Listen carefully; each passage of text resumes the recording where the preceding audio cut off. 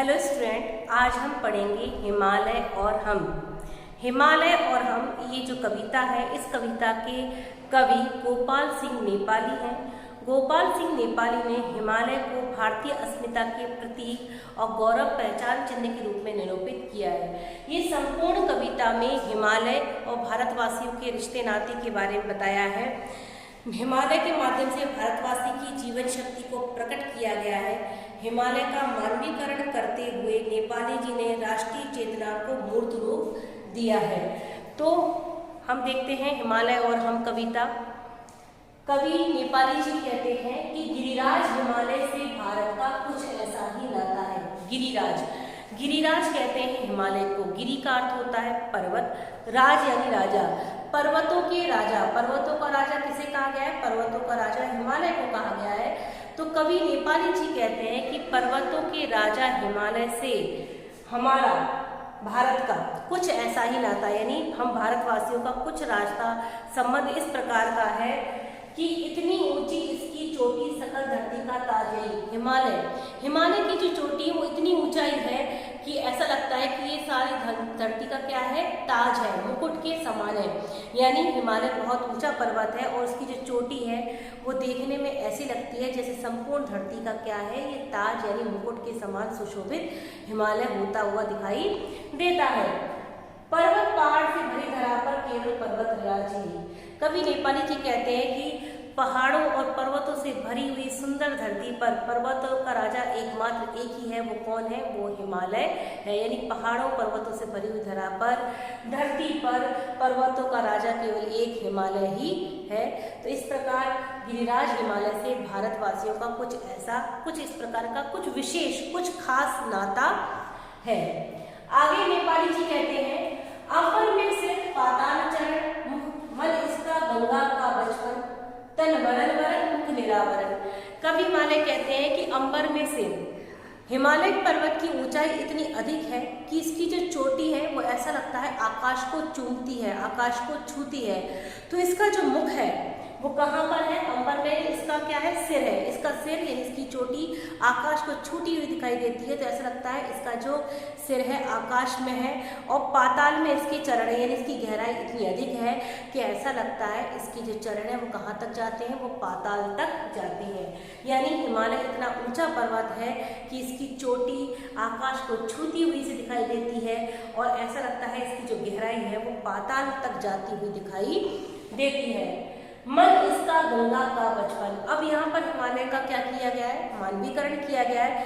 कवि कहते हैं कि जो हिमालय पर्वत है ऐसा है, इसका मन किसके जैसा है? गंगा के बचपन की तरह निर्मल है। तो देखिए, व्यक्ति का जो सबसे अच्छा समय होता है बाल्यकाल, जब वो अनेक मोह माया प्रपंचों जालों से मुक्त होता है, वो निर्मल होता है, निश्चल होता है, स्वतंत्र होता है। तो यहाँ पर कवि कहते हैं कि जो हिमालय है, हिमालय का मन किसकी तरह है? पवित्र गंगा के बचपन की तरह निर्मल और स्वच्छ है, निर्मल है, सभी दोषों से रहित है। तो मन इसका किसके जैसा है? गंगा के बचपन की भांति निर्मल है। तन वरण वरण मुख निरावरण।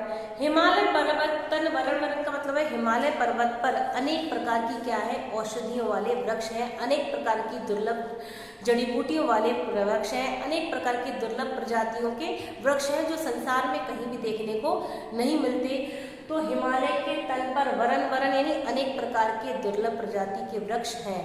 मुख निरावरण, मुख निरावरण का मतलब है कि अत्यधिक ऊंचाई पर होने के कारण जो इसकी चोटी है, जो इसका शिखर है, वो क्या है? निरावरण, बिना आवरण के, यानी वहाँ पर कोई भी वनस्पति नहीं है, वहाँ पर कोई पेड़ पौधे नहीं है, बल्कि वो सिर्फ चोटी बर्फ से ढकी हुई है। तो यानी इसके शरीर पर अनेक प्रकार की दुर्लभ प्रजातियों के वृक्ष हैं, लेकिन अत्यधिक ऊंचाई पर होने के कारण इसकी चोटी कैसी है? वनस्पति रहित है और सिर्फ हमेशा 12 महीने किससे ढकी रहती है? बर्फ से ढकी हुई रहती है। अब यहाँ आगे कवि कहते हैं, इसकी छाया में जो भी है वह मस्तक नहीं झुकाता है। यानी हिमालय की छाया में जो भी रहता है वो किसी के आगे शीश नहीं झुकाता है। तो यहाँ पर सीधा अर्थ भारतीयों से लिया गया है, क्योंकि कविता है हिमालय और हम यानी भारतीय। तो हिमालय की तलहटी में रहने वाले हम भारतीय किसी के आगे सर नहीं झुकाते हैं, अपना मस्तक नहीं झुकाते हैं। जिस प्रकार हिमालय कभी किसी के आगे झुकता नहीं है, चाहे कितने ही संकट, कितने ही तूफान, कितनी मुसीबतें क्यों ना आ जाए, हिमालय की चोटी किसी आगे झुकती नहीं है। उसी प्रकार से इसकी शरण में रहने वाले, इसकी तलहटी में रहने वाले भारतवासी भी अनेक विपदाएं आ जाए, कितने ही संकट आ जाए, कितनी मुश्किलें क्यों ना आ जाए, किसी के आगे झुकते नहीं है। तो इसकी छाया में, हिमालय की छाया में रहने वाले जो भी हैं वो कभी किसी के आगे मस्तक नहीं झुकाते हैं। गिरिराज हिमालय से भारत का कुछ ऐसा ही नाता है।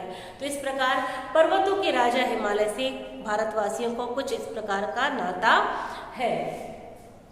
आगे कवि कहते हैं कि अरुणोदय की पहली लाली इसको झूम निखर जाती, फिर संध्या की अंतिम लाली इस पर ही झूम निखर जाती। अरुणोदय यानी सुबह की जो सबसे पहली किरण होती है सूर्य की, जब वो हिमालय पर पड़ती है, यानी इसको चूमती है, हिमालय पर पड़ती है, तो उसकी जो सुंदरता है वो कैसी रहती है, दुगनी हो जाती है।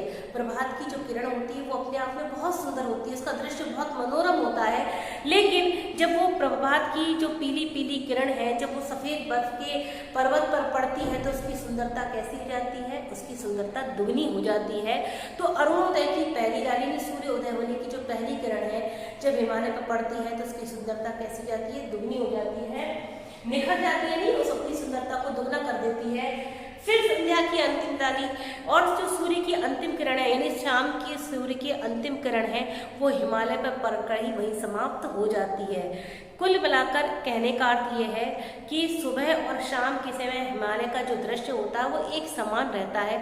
यानी जितना सुंदर दृश्य हिमालय पर सुबह का होता है, प्रातः का होता है, उतना ही सुंदर दृश्य हिमालय पर शाम का, संध्या का होता है। तो यहाँ पर सुबह और शाम के एक समान दृश्य से आशय लिया गया है कि जो भारतवासी हैं वो सुख में और दुख में एक समान रहते हैं, कभी भी विचलित नहीं होते। जिस प्रकार प्रातः काल और संध्या काल हिमालय पर एक समान रहता है, एक जैसा दृश्य रहता है, ठीक वैसे ही भारतवासी सुख में और दुख में, संकट में, मुसीबतों में हमेशा एक से रहते हैं, कभी विचलित नहीं होते, यानी शांत स्वभाव के रहते हैं। आगे कवि नेपाली जी कहते हैं कि इन शिखरों की माया ऐसी, जैसा हुआ संध्या वैसी, अमरों को फिर चिंता कैसी। कवि नेपाली जी कहते हैं कि इन शिखरों की, हिमालय के पर्वत की ये विशेषता है कि यहाँ पर जैसा दृश्य सुबह का होता है, जैसा मौसम सुबह का रहता है, वैसा ही दृश्य संध्या काल का रहता है। वैसे ही भारतवासी सुख में और दुख में एक समान रहते हैं, एक भाव के रहते हैं, वे कभी विचलित नहीं होते हैं। तो अमरों को फिर चिंता ऐसी, अब जो सुख और दुख में एक समान रहता है, ऐसे अमर व्यक्ति को कब किस बात की चिंता है, चाहे उसके सामने कोई भी संकट, कोई भी मुसीबत क्यों ना आ जाए, वो कभी भी विचलित नहीं होता। इस धरती का हकलान खुशी से उदय अपनाता है, गिरिराज हिमालय से भारत का कुछ ऐसा ही नाता है।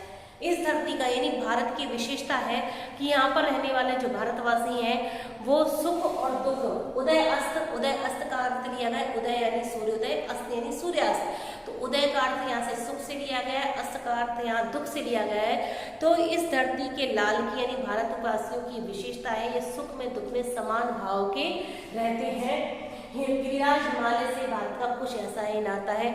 इस प्रकार पर्वतों के राजा हिमालय से भारतवासियों का कुछ इस प्रकार का कुछ खास, कुछ विशेषता नाता है।